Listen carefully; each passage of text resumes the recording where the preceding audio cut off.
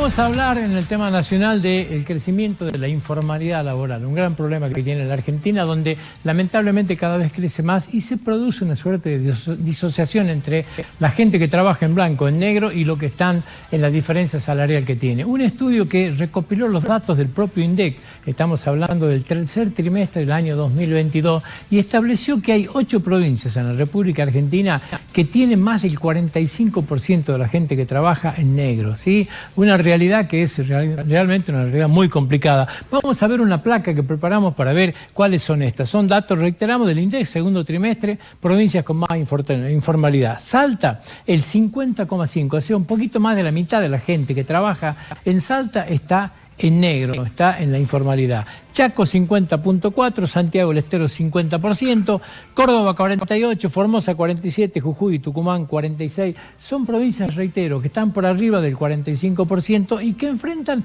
un problema muy complejo porque esta gran diferencia que tenemos entre el blanco y el negro da una diferencia salarial que ahora la vamos a ver también, que la hace mucho más complicada. Primero vamos a ver cuáles son las provincias que menos tienen diferencia, ¿sí? Tierra del Fuego, solamente un 8% de la totalidad de gente que trabaja está en negro. Santa Cruz 19%, Chubut 23%, la Ciudad Autónoma de Buenos Aires el 24% y Río Negro el 24%. ¿Sí? Los dos extremos de la escala. Pero ¿qué es lo que pasa?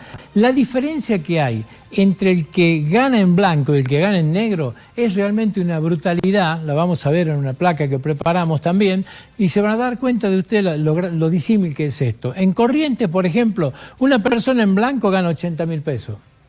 En negro, 23.000 pesos, y posiblemente sean compañeros de trabajo. Capaz que son dos comerciantes que venden zapatillas. Bueno, uno gana 80, el otro gana 23. Chubut, 100.000 y 30.000. San Luis, 90.000 y 30.000. Entre Ríos, Misiones y Salta, 80.000 y 30.000. Recordemos que acá estamos hablando de valores del cierre del tercer trimestre del año 2022. Estos números son salarios de esa época.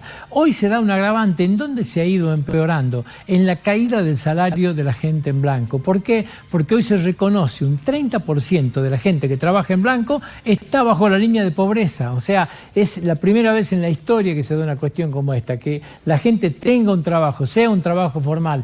Antes se la consideraba de clase media, hoy está bajo la línea de pobreza. A eso agréguele lo que sucede con el personal en negro. Se ha creado mucho trabajo en los últimos años. Esto es cierto, hay un crecimiento de la economía. ¿Cuál es el problema? No se crean trabajos de calidad. El mayor trabajo que está llegando es el negro. Crecen los empleados en negro y los monotributistas. Esto es lo que más se da lamentablemente hoy en el mercado laboral en la República Argentina. El otro tema, cambiemos, tiene que ver con las elecciones, ¿sí? Hasta el momento se han llevado elecciones en 8 provincias, ha votado un poquito más del 13% de la población, 5 millones de personas ya han votado. Vamos a ver algunos apuntes de las elecciones de ayer, ¿no es cierto?, que se lo vamos a ir comentando. A ver, vamos a la otra placa. A ver si cambiamos de placa, señor director. Bueno, tenemos, a ver, una de las condiciones que se han dado es, primero ganan los oficialismos, ¿sí? Esto se da de las 8 elecciones que hemos tenido hasta acá, han ganado los oficialismos. ¿Qué podemos hablar como algunas de las condiciones que sean distintas de esto? Y se ha dado, por ejemplo, ayer en San Juan, ¿sí? Pero se dio en la Intendencia de la capital, que fue ganada por Juntos por el Cambio, ¿sí? También se ha dado esto, puede ser en la provincia de Salta, podemos decir lo mismo, donde apareció Durán de repente y ganó también la elección y se separó. O sea, pero normalmente son los oficialismos los que van ganando las elecciones y se ha dado esto con naturalidad. También es cierto de que no hay prácticamente ninguna representación en el orden nacional. No sé si se dio cuenta que ninguna publicidad tiene a ningún referente nacional, nadie hace campaña con un referente nacional. Bueno, prácticamente cada provincia ha decidido hacerlo absolutamente solo. La izquierda, salvo Jujuy, no convoca. Las 8 elecciones que hubo, la izquierda prácticamente patinó en todas, sacando en Jujuy, que hizo una buena elección y llevó, por ejemplo, 3 representantes a la legislatura provincial, llevó, ¿no es cierto?, integrantes a la convención constituyente, pero la realidad es que a la izquierda le está costando mucho, ¿no es cierto?, hacer pie en todas las jurisdicciones. Milei no hace pie. Bueno, Milei ayer estuvo representado lo hizo en Tierra del Fuego, ¿sí?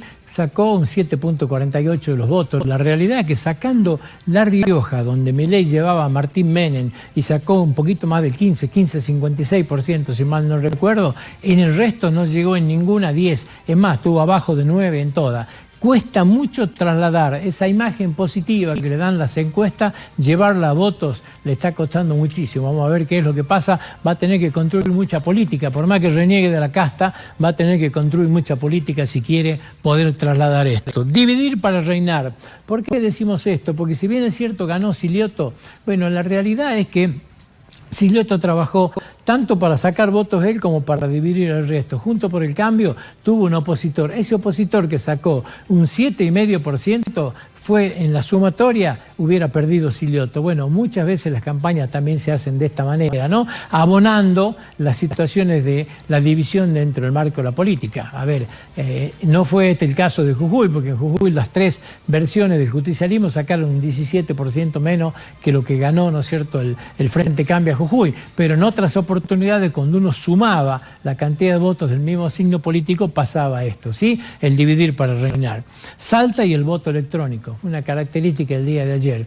Al día de ayer, a las 6:20 de la tarde, teníamos casi un tercio de los votos computados ya para poder hacer un análisis. A las 18:55, 7 menos 5, el 73% de los votos estaban escrutados. A las 19:20, el 98% era una elección absolutamente terminada, sin discusiones, sin nada. El voto electrónico en pocas provincias se aplica a la Ciudad Autónoma de Buenos Aires y creo que Misiones no. Hay una más y nada más. Neuquén me parece que es. Bueno, la realidad indica de que es un tema para empezar a analizarlo. El voto electrónico ha simplificado mucho esto. Es cuestión de ir aprendiendo, hacerlo jurisdicción por jurisdicción, pero me parece que es un tema a tratar de imitar. San Juan y la ley de lemas, todo lo contrario. Ayer San Juan no tenía datos, cuesta mucho encontrar datos. Eran las 12 de la noche y seguíamos ahí en un 20 y pico %. Claro, la cantidad de sublemas que tiene genera este tipo de situación, ¿sí? Me parece que la ley de lema es un debate que la política tiene que empezar a terminarlo, pero bueno, está vigente y está vigente en varias provincias y lo que es peor, se han ido adaptando algunas nuevas. Tucumán y la fecha nueva.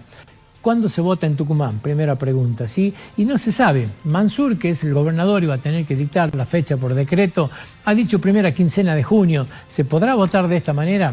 En la Corte hay dos recursos presentados. Uno tenía que ver con que Mansur no puede ser candidato. El otro dice que la Constitución marca con toda claridad, artículo 43, inciso 6, que dice de que las votaciones tienen que ser en el marco de los 2 meses antes de la fecha de asunción. ¿Cuándo tienen que asumir en Tucumán? 28 de octubre. La elección tiene que hacerse en el mes de agosto. Esto está recurrido y está en la Corte. No fue resuelto porque caía en abstracto a la luz de bajar las candidaturas de Mansur. Pero ahora se va a tener que decidir. ¿Qué va a hacer Tucumán? ¿Va a hacer esto a propósito también? ¿Va a infringir la ley para obligar a la Corte que tenga que frenarlo? ¿O va a fijar fecha en agosto? Bueno, vamos a ver qué es lo que pasa. La política muchas veces también hace esto para victimizarse. Tiene otro tipo de intereses y demuestra de esta manera que quiere hacer una cosa cuando la realidad está apuntando para otro lado. Gracias.